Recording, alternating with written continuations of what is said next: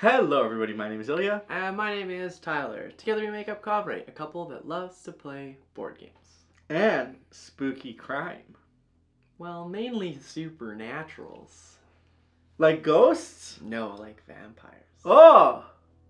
Today we're looking at... The Dark Quarter! Bum, ba, da. So this project just launched, so you can check out the link down below. And everything you see in this video today is in a prototype form, as you can even see right here.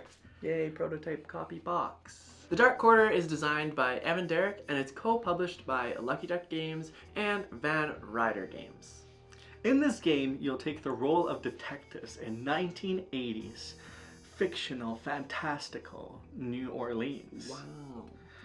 You'll solve crimes and look through your own backstories in order to come together and cooperatively discover the venture that you're about to take. Now let's give you a quick overview of how to play. Now this game is app driven, so you'll have the map on the board and discover various locations, and the app will tell you what happens in the locations, the choices that you make, and how the game progresses. Now on your turn, you'll refresh one of your effort die, and then continue to the point of interest to discover the story that is to take place. You'll focus on your own individual story as well as a collective story, which will intervene near the finale. Now the decisions you'll make in this game will often involve skill tests. There's 4 different types of skill tests, and for each, you'll roll the dice, potentially adding effort die if you need a higher value. Roll them, and then the cubes that are on or lower to the value that you rolled will be your successes, as well as any of these symbols. You'll put the successes into the app and read the outcome, which will often give you more questions to ask the witnesses or give you more successful results that will progress your story in a more cohesive manner. Now the other thing will happen is there'll be pivotal choices in this game.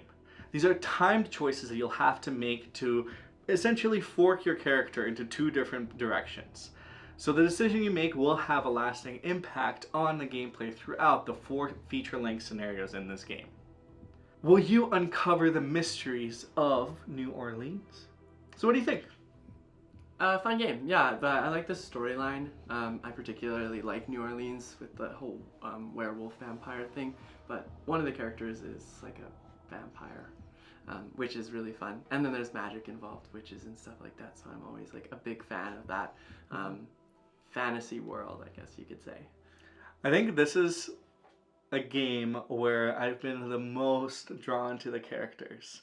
I actually care about like their history. I want to know what happened to them. I want to know like the different individualistic elements that they're trying to uncover. The stories behind the characters are so interesting, and each of them is just completely thriving with personality. Yeah, I think that really speaks to me too, but it's particularly because like even though all 4 of you or however many people you're playing with have this goal in mind of solving this one particular crime, you also end up having, like we said, these pivotal moments where you have to make these decisions. But because the way that they've set you up with each of the characters, you know a bit of their background, you kind of uncover things in like the way that they go about certain things throughout the scenarios. But then when you're given this pivotal moment, like it's your decision now to like drive that character even further into their development. And I think they did a really good job at balancing that, where you have to be able to still focus on those things, but also at the end of the day, your main goal is to still figure out the big crime. And I think it's really cool too how there's that tug and pull element of contributing to the investigation overall, but then also doing your own thing that you have to do because say you need blood or say you well, need... you're like forced to do Yeah, it. you have to kind of do both, which I think is a really realistic element because no detective is spending their whole time on the one element. That you go and you do your own thing to further develop yourself or figure some stuff out that just may have gotten you in trouble. So life things come up. We're going to keep this as spoiler free as possible because we really want you to enjoy the game, but the narrative in this game is absolutely fantastic. Yes. Now this game is fairly simple in nature when playing, but definitely rich in the narrative as well. So it's pretty easy. You navigate the app, you say what you want to go, and then you kind of make the decisions from there. Roll dice. Yeah, it's definitely low in complexity, but the narrative is what really makes the game shine. Yeah, it's one of those games where if you get more involved with it and more invested in it, the more fun you'll have because you get really attached to the characters and such. And yeah. Yeah, we uncovered that. We only had the chance to play the first scenario because that's what's currently available with the prototype form. and we uncovered that first scenario from head to bottom. We did everything we could do. Head to bottom. Head to toe. Yeah. I guess not head to bottom. Yeah. But I did accidentally close off one of our options because I took a bribe. Actually, yeah, he took a bribe. And then I don't even know what he used the money for. But doesn't matter. We figured it out. We also did poor on the scenario the first time we figured about it, because like the other thing with the game is you're supposed to do it as like genuinely as fast as you can. Because crimes need to be solved fast. Yeah, exactly. Without using all of these like hints that you're able to pick up, like we took while some still time. being able to go through those crossroads with your characters, like you still have to be able to do it fast. And we did it extremely slow. We were there for the experience. We were taking a vacation in New Orleans, which we probably shouldn't have. Yeah, actually that brings me to my next point that I'll bring up. The New Orleans fantasy world is not exactly the most tidiest. So they have also made a disclaimer that it is for a mature audience, 16 plus. Mm-hmm. And that's basically essentially the supernatural nature of things is part of it, but then there's also like vulgarity in the game through the app, through the way that some of the characters interact with one another. There's a bit of violence.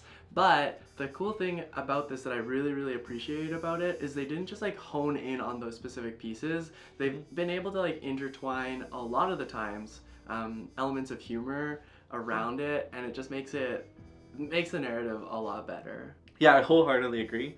I think it's sometimes you feel that games kind of paste on that mature theme just to give it a bit of spice, but I think this one, it's really intentional in the way that it plays with the game. It really makes sense.